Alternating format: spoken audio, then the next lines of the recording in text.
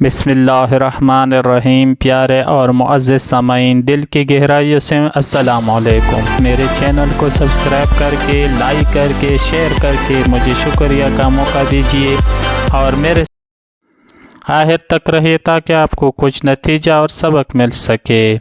زہر کی پوڑیا۔ ایک لڑکی شادی کے کچھ عرصے بعد اپنے گھر آئی تو اپنی ماں سے کہنے لگی، اماں میں تنگ آ گئی ہوں اس انسان سے، ہر وقت کی لڑائی جھگڑوں سے زندگی غضب ہو گئی ہے۔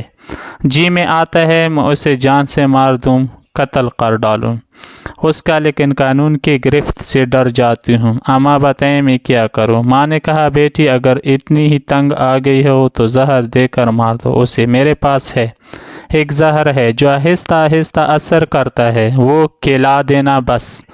لیکن بیٹا ایک بات ہے کہ سارا خاندان جانتا ہے، اس کے گھر والے بھی جانتے ہیں کہ تمہاری اس سے بنتی نہیں، تو شک بھی تو پھر بھی تم پر جائے گا لڑکی۔ تو اماں پھر کیا کروں ایسا کہ میری جان چھوٹ جائے؟ ماں، بیٹا جب تک وہ مر نہیں جاتا تم کوشش کرنا، اچھے سے رہنا، زبان درازی نہ کرنا، اچھے اچھے کھانے بنانا، اس کی خدمت کرنا، بن سنور کر اس کے سامنے جانا، اسے ہر طرح سے سکون پہنچانا، اس کا چین آرام بن جانا۔ بیچارے نے آخر مر ہی جانا ہے تو تھوڑے دن اپنا رویہ درست کر لینا تاکہ اس کے مرنے کے بعد اس کے گھر والوں خاندان والوں کو تم پر شک نہ ہو۔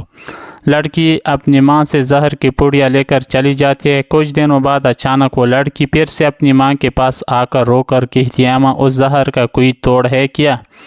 ماں پوچھتی ہے، کیوں کیا ہوا؟ لڑکی، اماں جب میں اچھا بننے کا ناٹک کرنے لگی ہوں اس نے جھگڑنا بند کر دیا ہے، مجھ سے بہت پیار سے رہنے لگا ہے، بہت پیار کرنے لگا ہے، میرا بہت خیال رکھنے لگا ہے۔ اماں میں تو اسے کتنے دن وہ زہر کھلاتی رہی ہوں، وہ مر جائے گا اور میں ابھی نہیں چاہتی کہ وہ مر جائے، کچھ کرو اماں، اب وہ نہیں میں مر جاؤں گی اس کے بغیر۔ ماں نے پیار سے تپکی لگائی سر پر اور کہا، بیٹا وہ زہر نہیں، ہاضمے کا چورن تھا، اصل زہر تو تمہاری زبان میں تھا، تمہارے انداز میں تھا، جو تم نے بدلا اور سب کچھ ٹھیک ہو گیا۔ رشتوں میں ہاضمے کا چورن ملاتے ہیں، زہر نہیں، کیونکہ جب تمہاری زبان، تمہارے الفاظ، تمہارے انداز مرد کے لیے زہر ہوں گے تو وہ تمہیں جینے نہیں دے گا، لیکن اگر تم یہ سب بدل لو گی تو وہی مرد تمہیں کبھی مرنے نہیں دے گی۔